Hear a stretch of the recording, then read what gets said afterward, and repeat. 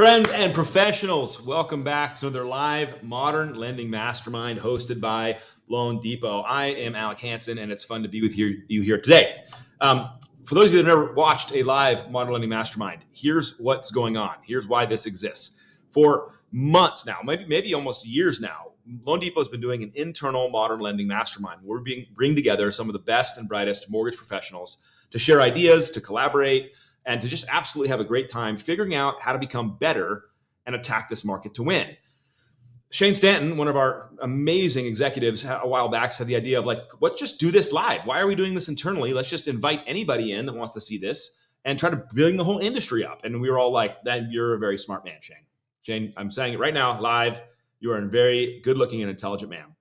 And so today, the last one was very successful. Another senior executive, and myself, Tom Fiddler, talked about all the changes happening for first-time homebuyers. The government LLPA adjusters, which for anyone listening that's not in mortgage means rates got better for first-time homebuyers. The Grand Slam concept, the fact that you can really negotiate seller concessions now more than ever before, and just all these topics that made the market prime for first-time homebuyers. Well, we decided let's bring on three incredible originators, Mario Cerrato, Ashley Osheel, and Braden Hatch, who don't just specialize, but care so deeply about first-time homebuyers and have crafted a lot of their strategies to support and win with first-time homebuyers. Let's bring them on and have a mastermind session. So buckle up. We're excited. And since we are live and there's a bunch of you joining us, if there are questions you have, put them in the chat. We'll answer them. Let's rock and roll.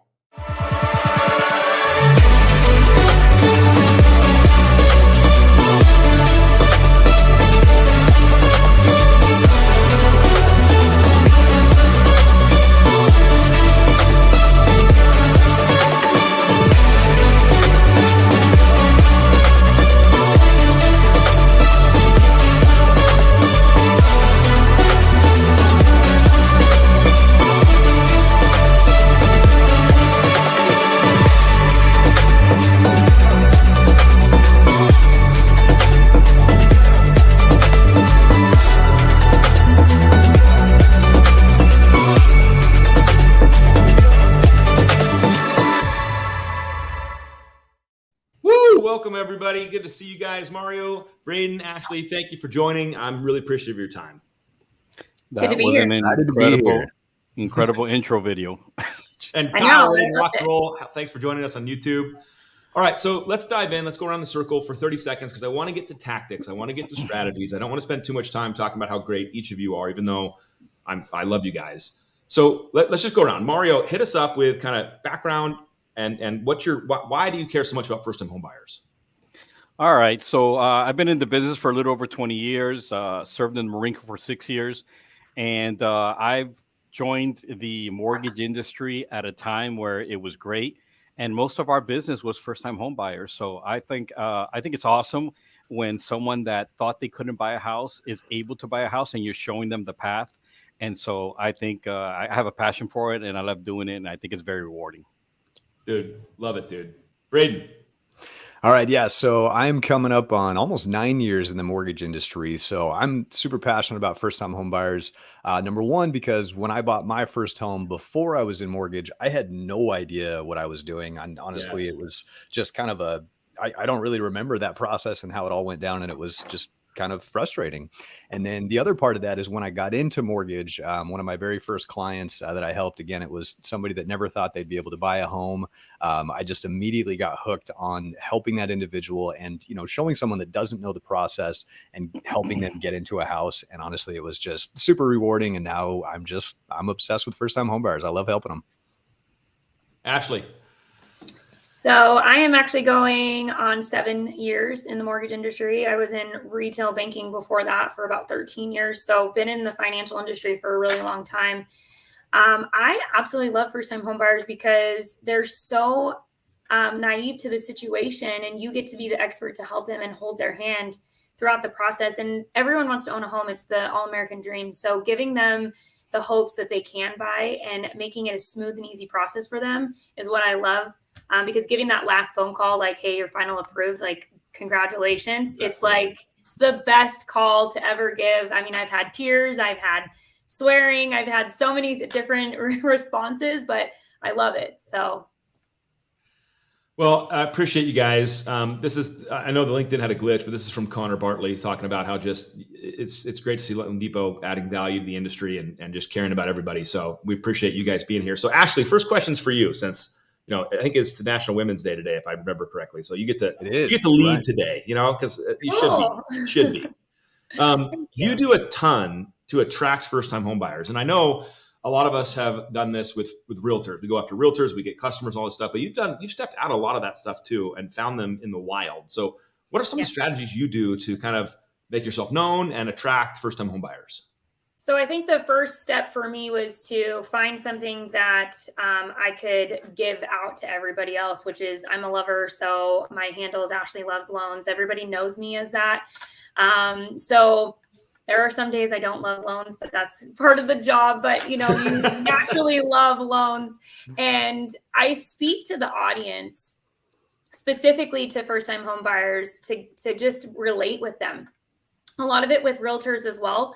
You have to capture an audience with being authentic. You taught us about authenticity, Alec. Really do. You have to just be yourself. I'm very in front of people constantly with just, stories on Instagram or updates with guidelines and just talking about programs. So for me, it's really just being in the forefront of everybody and being my true authentic self and speaking to that specific audience, such as first-time home buyers. Ashley, how often are you posting? And maybe how often are you posting towards first-time home buyer kind of messaging? You want to post every day. You really, truly want to post every day. If it's not a story, you want to do a reel. If it's a post or an update on Facebook, LinkedIn, you want to make sure you're just in front of everybody every day. Because if you're not, the algorithms change and then you're going to be towards the bottom and people aren't going to see you as much. So you want to be constantly posting. And I'll put stuff out there. They call me the DPA queen. So for those that don't know what DPA stands for, it's down payment assistance. And I have been classified as the DPA queen. So I really, really push DPA out there, and I push all of the other programs that first-time home buyers can utilize. And then agents just love it. They gravitate to it. And then they just reach out and say, I have a buyer, and it's great. Yeah, so we're definitely going to talk about down payment assistance today on product today. So that's a great segue because it's true. But Mario, you've done some strategies where you get down and dirty and physical with first-time home buyers, and I'm talking about the old school, like first-time home buyer seminars, in the streets. Can you talk a little bit about what you've done in the past with that and how you pull these off? Yeah, so that's probably the biggest hook for down payment assistance. So first-time home buyers is offering them what they don't know. So you don't know what you don't know. They come to you, and typically there's a lot of myths out there. A lot of people think that you have to put 20% down. A lot of people think that the down payment is unattainable. So for a first-time home buyer to listen to someone with expertise and that's in their local market and that's telling them that this is attainable to you, is probably the biggest reach you can achieve, right? So scheduling first-time home buyers, partnering with realtors so they can give their portion of it, their take on it, and then a title company to kind of speak about what they should expect is probably one of the most easiest ways and best ways to really deliver the message to first-time home buyers and to show them that really they can buy a house. Nowadays, most states have really good down payment assistance programs. Florida has an awesome one. So really leveraging that information and getting it out to as many people as possible to me, is a very attractive way of showing people how they can attain homeownership. But let me ask you, Mario, because here's the golden question, right? Like, how do you get butts in seats? It's hard. Like, That is the hardest thing to do. Yeah. It really is. So, I mean, honestly, it's grassroots. It's really partnering with an agent or two and partnering with another loan officer, because posting and actually picking up the phone and calling your closed database and saying, hey, I know you have family and friends that might be interested in purchasing. I have a great seminar coming up this Saturday. Yep. It's going to be fantastic information. As a matter of fact, you should come yourself and invite anyone that you know that is scared or does not know that they can buy a home, anyone that's renting. So honestly, calling every day 2 weeks before the event is the best way. People are going to, if you got 50 people to commit, you're going to get 20 people in the seats. Yeah. But yeah, the only way of really doing it, if you're going to just post it, you're not going to get the audience. You actually have to pick up the phone and hear that voice. Yeah, I love that you said that, man. Like there is no magic pill. And I love, I mean, I'm Mr. Social Media, I'm Mr. Video guy, but like you put a video out about a great, first time homebuyer seminar and all this stuff, and they're not coming. I mean, they might, but you got to hit the phones. You got to make human contact. And so for anybody hearing this right now and you're like, well, how do I get people in there? Call people. Yeah. Call them. Invite them, past customers. Use your phone. Use your phones. Braden, what about you, man? How do you attract first-time homebuyers? What's your strategy these days? Yeah, mostly social media, video marketing is my biggest one. So I'm putting, at minimum 5 videos out every single day. Most of that messaging is around either education around first-time homebuyer products or opportunity.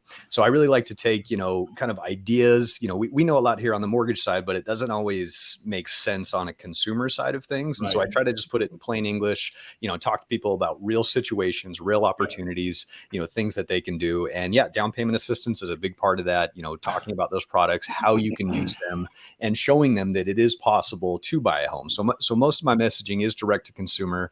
However, I do also work a lot, again, with video as well into my existing CRM with past clients as well as real estate agents, still pushing that message out, letting them know about maybe a new product that popped up or a new opportunity that they can use, or just asking for referrals. Like, hey, do you know anyone that you think needs to buy a home right now that I can talk to? So it's just utilizing, the audience on social media as well as my past clients and real estate agents.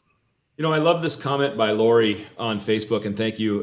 Turn it into an event they feel they cannot miss. And you can tell everyone listening, if you listen to Mario, you listen to Braden, Ashley, these people are excited. You could tell they're excited about helping first-time homebuyers. And that, for any salesperson out there, like your conviction is contagious. Yes. If you're excited and you're putting out ideas, then you're right. They will absolutely think of this as an event they cannot miss. And it's unbelievable. By the way, I'm hearing a couple people that can't hear on YouTube, but I've got people listening that can. So either you're muted or something's going on, because I double checked. I got Jay Worthy saying, I can't hear on YouTube. And I was like, well, please someone check. And it is working there, but we appreciate you guys throwing in the comments. And if you can't find us there, we're on LinkedIn and Facebook too. So, all right. So let me go a little step further here. Let's talk about how to work with first-time homebuyers. And Ashley, I'm going to start with you again. Okay. When a first-time homebuyer is trying to get information, ready to work with you, what do you do strategically or intentionally to help them understand the process, walk them through, increase conversion for yourself, all that stuff? What's your strategy? I think for me, it's being relatable to the client too. You got to build that rapport. You got to make them feel comfortable, because this is a big thing for them. They need to feel that they can trust you, and you want to build that foundation. So for me, I'm very open, honest, upfront. I like to ask them what questions they have. They usually say, like, I don't know what questions, but I'm sure I'll have questions. So I just basically kind of try to go through the process with them, assure them throughout that time, like, it's going to be okay. I'm going to be here with you every step of the way. I like to do a lot of stuff up front. So then the process is smooth throughout. So they just kind of feel like, wow, that went really fast and there was really no issue. So I prepare them, and you have to prepare them up front, and you need to let them know what to expect, what we're going to be asking for. You're there for them. If you have a team, your team is there for them, who they're going to be hearing from throughout that process. But really just to be engaging with them and just get them to feel comfortable. I think for me, that's like where my sweet spot is, because I naturally just gravitate to people, and I just feel that I can connect pretty well. So yeah.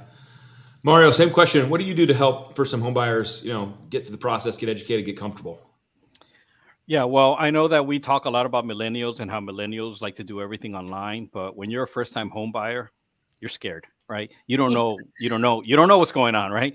So I want to meet them face to face, right? I want them to see the white in my eyes. I want to connect with them. I want them to, feel that I'm they can trust me, right? And the other thing is, in South Florida, we do a lot of Spanish, so I specifically, when I detect that there's an accent and they want to speak, I could tell that they want to speak Spanish, I immediately switch to Spanish, and that puts them at ease also. And then I talk to them about what the steps are, what to expect. So no surprises, right? I also do recommend a first-time home buyer course, even if the program doesn't require it, because those That's first-time home smart. buyer courses really explain a lot of things, and they could do it at their own pace, and they could do it in parts, and Yeah. at the end they get a certificate that they might need for one of our programs. You know, I think that the face-to-face stuff is so overlooked. It And is. I understand. So I'm going to hit the head. I'm going to keep pounding on this, Mario, because I think everyone needs to hear this. Like, first-time home buyers, as much as some are very educated and they're very equipped, and maybe they've self-educated and they've done a lot of research, that face-to-face interaction of like, hey, I'd like to meet you. This matters. This is my process, and taking control of the process. So it's not just, you know, them telling you how the show's going to go the first time they've never done a loan, is so important. And you cannot overstate how physical proximity, the eye-to-eye contact, the aura, the energy, it just matters, man. Yeah. So, you know, Braden, kind of same question. You know, what's your process with first-time home buyers, and what would you add to the commentary? Yeah, it's you know, very similar to what Mario and Ashley were saying. You know, it's all about that initial upfront conversation. So for me, I'm flexible, so I'm totally fine with however the client wants to communicate. So that's usually the first question: is, are we meeting in person? Is it over the phone? You want to do it via Zoom? Like whatever they're comfortable with. And I've done it every single way. Like I've had some people that, hey, I can only text right now, and then we'll set up a call later. So but the deeper you go in that initial conversation, the more questions you ask, the more you find out about that client. And what I find with a lot of first-time home buyers is they don't know what questions to ask. Like That's right. they really don't. They don't. Like you ask them, well, what questions do you have about the process? And they're like, this is my first time doing this. I have no idea what I'm supposed to ask. So then you can kind of, you know, teach them about the process, let them know that there's options. And so again, just I try to keep it as positive as possible. Like you have a lot of people that are concerned, like, well, I don't have a lot of money to put down, or I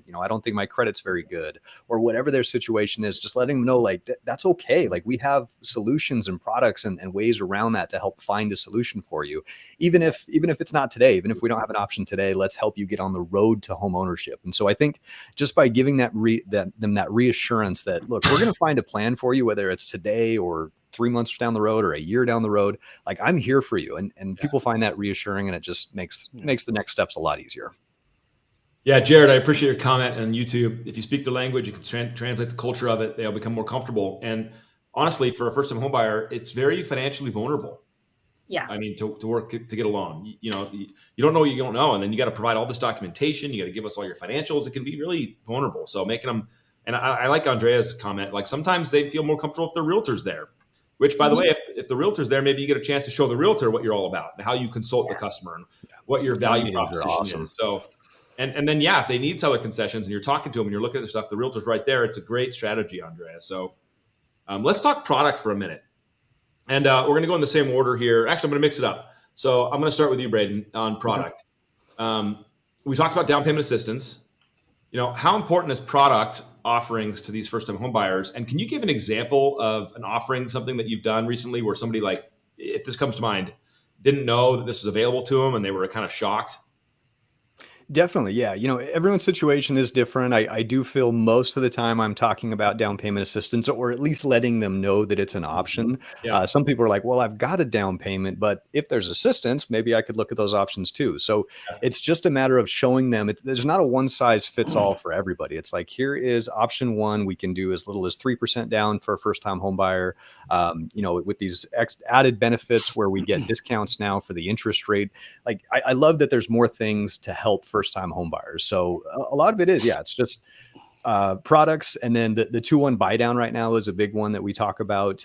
Utilizing that strategy where the sellers are paying the concessions to get them that lower rate.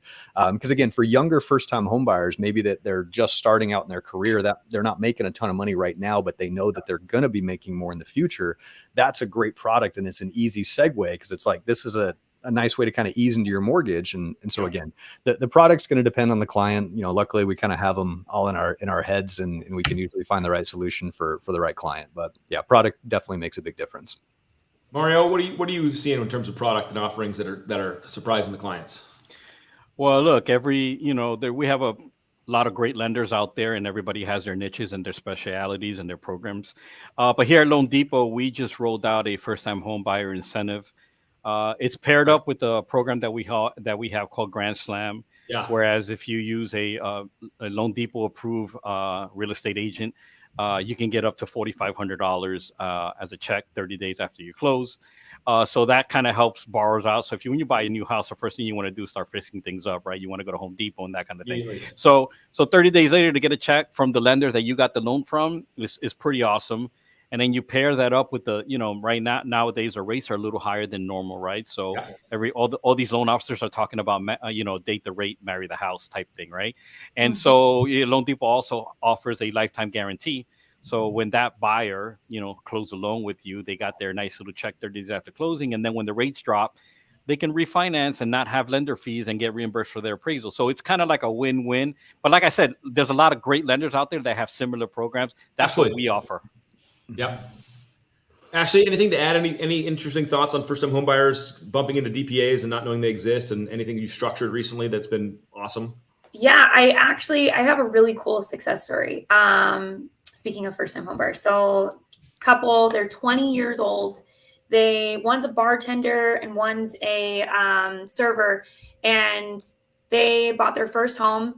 They actually got pretty much half of their earnest money back at closing because the seller covered all their closing costs. We did DPA. It was like probably the coolest file I've had in a long time because they were 20. They're my daughter's age. Yeah. Stepdaughter, but my daughter. And I was like, this is so awesome. But they were coming in prepared. Like, I'm going to have to put, 5% down at least. And I educated them, like, you actually can put 3%. So like Braden said, they have the money to put down, but instead of like losing out on all of their liquid cash, we utilized DPA, and it was still within their payment that they were looking for. It was a great situation. So I think for me, I usually, once we take a full application, we can kind of get an idea of what their situation looks like. So then that's when I can segue into, if they don't have enough money and maybe we can't qualify for DPA right now, you can go into the differences of, do you have a 401k? You can do a loan against your 401k, pay yourself back plus interest. It's a smart option. And a lot of these first-time homebuyers don't realize that they can do that as well. So there's a lot of different things that we can do for them, but DPA has been my go-to for a very long time. So Mario and Braden, I'm going to ask you guys for other success stories. So think for a second of like some of your favorite first-time homebuyer loans and ideas for a second. But I Martez, 20 minutes in, I already feel this info is very helpful. Thank you. Oh, good. You're awesome, man. And Steve, obviously at Loan Depot, we've got a whole database of DPAs. We just left the branch manager meeting, and I'm pretty sure there was like over 900 DPA products at Loan Depot. And a lot of companies strive to provide these to first-time homebuyers too. So I'm just speaking from what I know. But yeah, I mean, it's a lot of stuff out there. Yeah. And I really want to hit this comment before I let Mario and Braden share a success story. And then we got one final question for these three people. If you're watching this is the year of the first-time home buyer. I have been convinced of this for months now. I've seen that rhetoric on social being spouted out by other people. It's the time. And I'll tell you the reason. Number one, the government has made the decision to, for better or worse, enhance the ability for first-time home buyers to get credit. They've lowered the cost. They've made intentional efforts, and you can just go Google it. They have put information out. They have changed pricing. They are supporting the first-time home buyers. And so if you meet the average monthly income requirements, AMI in your market, you qualify for lower rates, period. And so how you find that out is you call these people and you ask questions. You get in touch with mortgage professionals. You ask. To Mario's comment earlier, Braden's and Ashley's, there's seller concessions. Sellers are willing right now today in this market potentially to help some buyers buy their house. They're willing. And that's not everybody, but you got to work with great realtors who know the market. And if they're willing to do that, you can educate them on 2-1 buy downs, on permanent buy downs, on all these opportunities. And then, as Mario said, Loan Depot special right now, the Grand Slam is $4,500 up to for anybody closing as a first time buyer working with us and our agents. And it's like all these things are adding up. It's like it's time to get in the market. And I know it's scary out there. And I know rates are moving, and I know there's lots of negativity always in the news. But it's there. And there's a thing on, unfortunately, I'm not a first time home buyer. There's still benefits for you. Just I'm telling you, the market is ripe for this. It's just you have to be able to see it and get good counsel and think about it. So, okay, we have some more questions in the Q&A, but Braden, Mario, any first-time homebuyer success stories come to mind? I mean, I've got a handful that come to mind, so I'll let you take it first, Mario. Go for it. Okay. Well, so I have daughters that went to FSU and they're in their mid 20s now, Yeah. and so a bunch of them are nurses. They went to nursing school. So, at a party, when my daughter comes down, she brings all her friends to the house and takes advantage of all my liquor, all my beer, all my food. And I so like her. they jump in the pool. They basically have, a rager going on. And I just show up there just to clean up afterwards. But anyway, one of those events, I was talking to them. I talked to their friends. I seen them growing up, going to school. And I say, well, you're a nurse now. You know that you could buy a house. You go, no, I just got a job. I think I have to wait 2 years. That's what someone told me. And I said, absolutely not. You graduated from college. We use your transcripts. Yep. And flash forward, 2 months, a month and a half, they got Grand Slam. They got their condo. And we got 2 more of them that are already pre-approved looking for homes. That's So, awesome. they never thought in a million years that they would buy a house before 30. And they're already building wealth. That's the part that I love the most, that they're building wealth. Yeah. I love it. Well, actually, and Ashley, you made a comment in the green room earlier about, you have the oldest is 21 and you're passing out cards to them. Yeah. So funny, not to take up Braden's story here. My stepdaughter is going to be 21 like next week. And so she works in downtown, like Old Town Scottsdale. So if anybody that's from Arizona that's watching this, you know what I'm talking about. Old Town is where it's at. So I give her a stack of my cards and she just hands them out. She's like my little marketer, because a lot of these, they're renting. They don't own. And she'll just say, hey, call my mom. She can help you out. And they're like, really? She's like, yeah, just call her. I've talked to a handful of them. So it's a great utilization right there. We make so many assumptions in our industry as sales professionals. And I just want to call out some stuff here. Like, we make assumptions about our past customers having such low rates that we don't call them, forgetting that they probably have kids that might be buying and they might be putting down payment down for their kids. Yeah. Like, we just got to get in the game and help people out. So Kellen has a question, which I'll let anyone answer. First time home buyer is anyone who hasn't owned a home in the last 3 years, correct? Correct. However, in Arizona, DPA, you do not have to be a first time home buyer. You can utilize DPA if you have owned a home before. So now this is a great question for there's another DPA in caveat to Arizona that. if you own a home now. Yeah. This is As a great long as you question. haven't lived in it as your primary in the last 3 years, you're considered a first time home buyer for most of the programs here. Okay. All right, calm down. You're all excited. This is a good question. And I'm going to go around here, and you guys just raise your hand, whoever wants to answer first. But how do you overcome objections when you're doing a DPA for somebody? And I'll just take Arizona out too, because I'm sure realtors are like, oh, it has a DPA on it. Like, that's going to take forever. It's not going to close on time, right? All the things you hear. How do you guys handle those objections out in the market today? You want to go first, Braden? Yeah, I'll take this one because I get it all the time, right? And I'm very upfront. I let people know that there are pros and cons with every single program. So pros, obviously, is we're getting help with down payment assistance. Con is the interest rate on those programs are a little bit higher than the standard rates. But again, at the end of the day, it all comes down to monthly payment and total out of pocket for first time home buyers. Those are the biggest ones. What's it going to cost me per month? And what's it going to cost me to come to the closing table? Yep. And so that's a really easy objection to overcome because at the end of the day, they're still regular loan programs. They're going to go through the same as a regular FHA or conventional. We just have that added, assistance that will get tacked on at closing. So I don't really get any pushback from realtors. I have once or twice. And so again, it's a really simple education comment of, these are normal loans. The assistance doesn't affect the real estate transaction part. This is for our client. We're going to handle it. It's not going to make it move any slower or faster. Yep. There's also, and I think to answer his question that he might be referring to also is that the programs have been coming and going. That's true. Because of the validity of the market. So it's our job to make sure that we're letting the client know and the realtor know, like, hey, today is today, and this is what we have. However, there's a potential potential unfortunate situation that could happen that the program could be taken away. Yeah. There could be an opportunity though where something else opens up. So we have to be mindful of keeping them informed constantly That's why it's very important to stay on top of your pre-quals all the time, checking in, because that program can come and go. But you just want to be honest. Honestly, honesty is key. These realtors, they really do appreciate honesty, and every client does appreciate honesties as well. Awesome. This is a great question. Mark Wiley says, are 2-1 buy downs available if a DPA is being used? Not on our DPA that's with the state. However, I know some lenders have talked about in-house DPA that they have, which they're using. They're brokering it, and then they can do a 2-1 buy down. So the ones that we have here in Arizona, which is Home Plus and Home in 5, we do not have a 2-1 buy down option right now.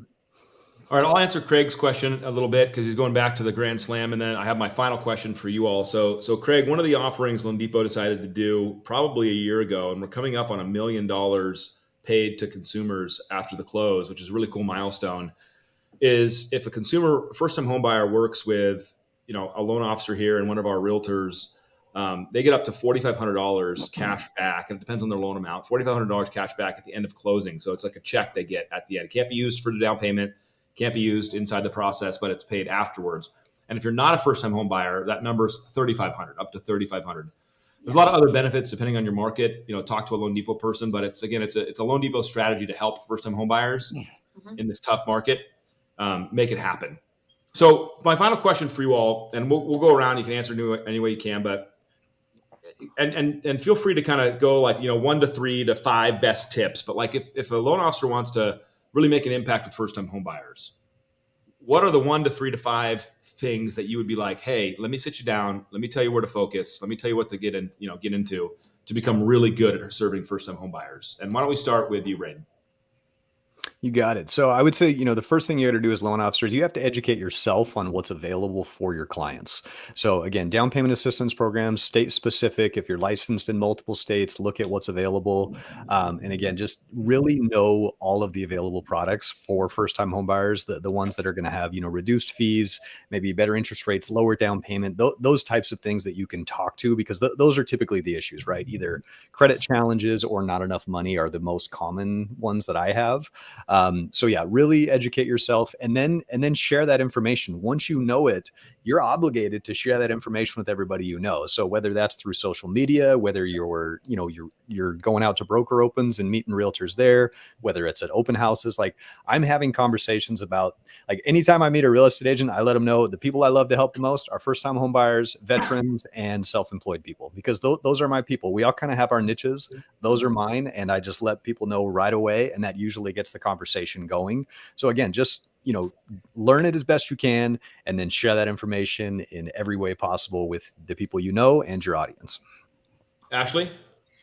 I would agree with that 110%. I think that knowing your product, you can't sell something if you don't know your product. So you want to make sure you know everything, whether it's guidelines, the product itself. There's a lot of things that you need to do for yourself up front. Blast it on social. Put yourself out there. I used to be the one person that was like, oh, people are going to judge me the way I look. I'm like, just get it out there. If you can get it out, get it out. Don't even think twice about it. The other thing I would also suggest for LOs that are just starting out, visit open houses. Go visit open houses every weekend, every Saturday, every Sunday. Do it even during the week if you can, but go introduce yourself and just get out there. Yep. Mario, what would you add for loan officers that are trying to become good in this space and really want to go after it? What would you contribute? I would say that the number one thing is what Braden talked about. You have to be a subject matter expert. Nothing is worse than you putting someone in a program and it doesn't work because you didn't really read the technical guidelines and everything on that. The other thing I would say is a common thing with first-time home buyers is credit, right? A lot of them have some blemishes on their credit. Make yourself an expert at a credit simulator at the lender that you're at, and understand how you can raise scores, because that's very important. Put them on the right track, adding an authorized user, whatever the case may be, get yourself educated on that. And then the other thing is for loan officers, I will tell you, and I tell this to all the loan officers that I work with, right, is that when you're talking to a borrower and you close that deal, or you're talking to the borrower and you put them on a path, a 6-month, a 12-month path, or you flat out told them they could not get a loan, the next question out of your mouth is, do you know anyone else that can use my services? That is Amen. the number one question that every salesperson in every industry needs to ask. If you don't, you're leaving money on the table. Yeah. Agreed. 100%. Absolutely. Don't assume they'll offer it. Again, if you do a good job, people remember that. They remember that feeling. And again, always ask for referrals, friends, family. I like to ask too, like, hey, even if, you don't know of anyone, who do you think needs to buy a house right now? I like asking that one because they usually have at least one or two people. Oh yeah, my buddy, he needs to buy a house, but he doesn't know how. So yeah. I think Alex said it though. Thing. Alec, you said it. We don't, if we're not reaching out to our clients just because we think we helped them when they had a really good rate, everybody has, isn't it? What is that saying? Like every 6 months, there's like a life change in someone's life. So why are we not following back up with them and saying, hey, is there anything we can do for you? I do that so often. If they don't answer, I send them a text and I'm like, hey, I was just thinking about you. I hope everything's going well. If you need anything, I'm here. It's just being in front of people. It's the beauty of it. And here's an eye opener for everybody. If you're not calling your past clients, don't worry, someone else is. Yes. That's and so the biggest true. thing is, because I feel like as loan officers, we feel like we need a reason to call. Get that out of your head. You don't need a reason to call. They're your past clients. You're calling to check in. That's it. You don't need a reason. Just call them to say hi. I've done that so many times. People are like, oh, cool. Oh, like, and again, even if nothing happens from it, it's fine. But you'd be surprised the amount of stuff that does happen from it just by checking in, seeing how they're doing. Yeah. Let me give everybody a little bit of encouragement too as we wind down. If you have any other questions, throw them in there. We'll get to them before we wrap. But I hear a lot of excuses when it comes to first-time homebuyers and or finding them. And maybe some of you three can chime in after my comment here. But I talk to great originators all over, and they're like, "It's just not my market, Alec. They're just not here. I just don't have access to first-time homebuyers. They blah blah blah." And I sit there, and for all of you out there at the computer, put your hand on the keyboard and go to Google. And look up the Fannie Mae income limits for your county. And if you don't know how to do that, DM me and I will personally help you. But let's say the income limits for your county to qualify for some of these LLPA adjusters and all this stuff is $80,000. And then use the Google and say, what jobs pay $80,000 in my zip code, my market? And you know what you're going to find? A ton of job titles that are right around you of people that make exactly the AMI needed or less in your market. And you're going to realize they're the people around you that you just don't even consider. They're the police officers, they're the firefighters, they're the nurses, they're the teachers. They're right around you. You're bumping into them every day. And I joked with some people the other day, and I'm serious about this, even though I was joking. I'm like, when was the last time you went to the local firehouse? The one that would come to your house if it was on fire.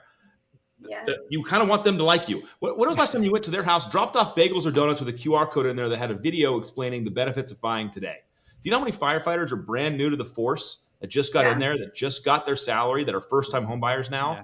They're sitting down there waiting for you to bring them bagels, ladies and gentlemen, too. Like, it's unbelievable. The firefighters. So or breakfast burritos. They really like breakfast burritos. Yeah, him and Nick did that. Oh, breakfast burritos. See, so, and here's the other thing, my last piece of this, and I'll let you guys chime in, too.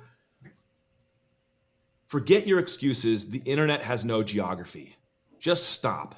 Yeah. Okay? The internet has no geography. You have this incredible opportunity to be on the space right now where we're hanging out and impact people across your state, across state lines, wherever you're licensed. You got so much opportunity this year. So much opportunity. You guys have anything to add to that? Well, I was going to say, Alec, when I gave that story of the first-time homebuyer experience, and they were a bartender and a waitress. We literally, our office here in Gilbert is like in bar restaurant row. And there are so many people that working there. Just go in there and be like, hey, I actually do that. I'll carry cards with me. I think Braden's done this before too. If I'm at a restaurant and I connect with my waitress, right? Why wouldn't you, right? That's what they're there for, is to give you service. So I'll hand them my card and I'm like, hey, if you're ever thinking about buying, I'm here for you. Here's my card. So good. It's beautiful. But it's easy because you're just like, you're already very connected. Habib tactic right there. And then you leave them the card and you're like, hey, I thought your service was absolutely amazing. Thank you for, doing what you did. Here's my card. If you ever need anything, I'm here to help you with a mortgage loan if you're thinking about buying.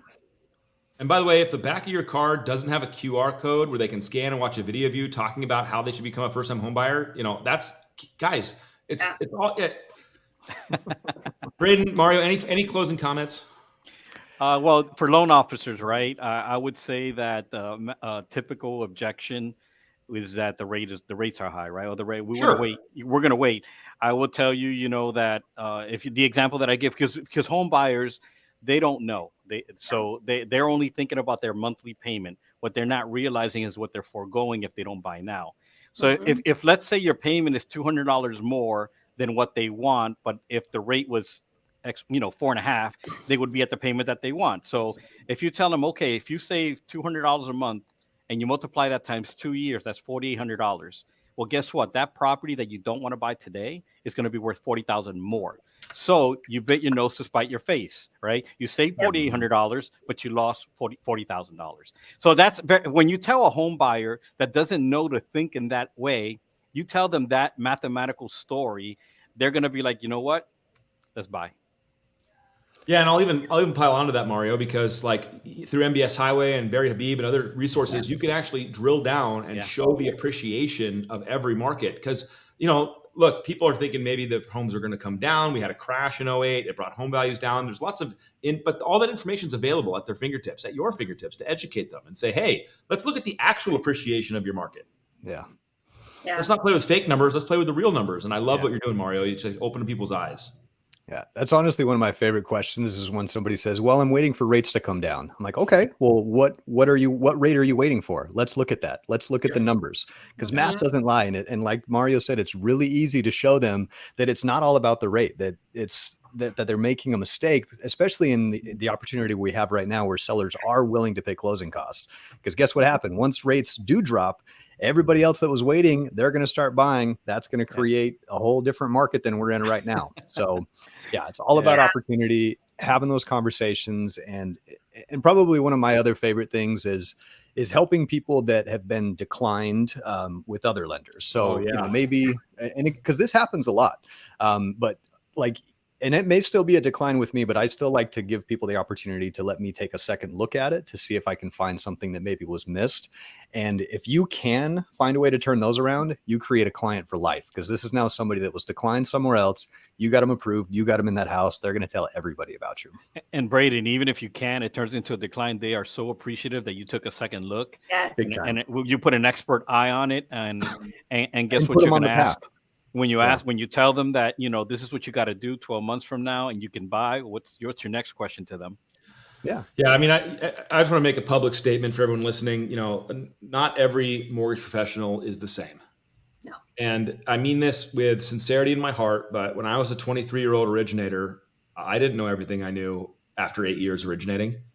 And so, and not every mortgage company is the same. And a lot of them strive to be great. And I love that, but not everyone has the same access to every DPA, and not everyone's put them on their systems. It's just how it is. Everyone's trying to be their best, but not everyone's the same.